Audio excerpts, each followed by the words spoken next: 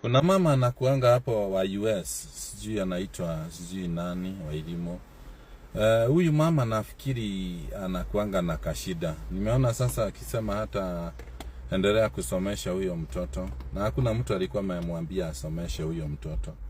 Na kama giving yake ilikuwa genuine, angeendelea tu. Kwa hivyo sasa ni kama alikuwa anafanya kitu ya kujionyesha.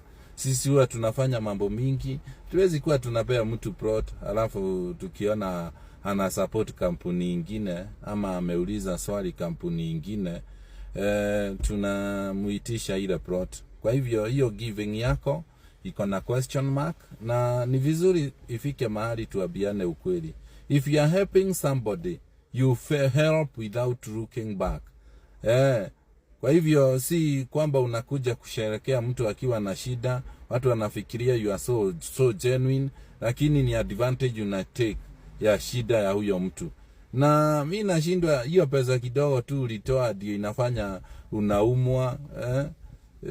Watu wanalipia watu huku shule hata mtoto kutoka azaliwe mpaka anamaliza shule.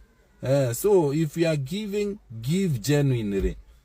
Si unapeana alafu mtu ukisikia amesema kitu yenye hutaki kidogo unageuka.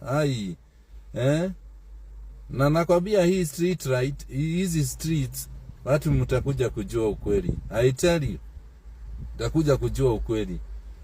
Mtakuja kujua ukweli because some people tend to help, but in the other side they are not helping. Ni waonekane tu, waonekane wao wako, but they are not helping.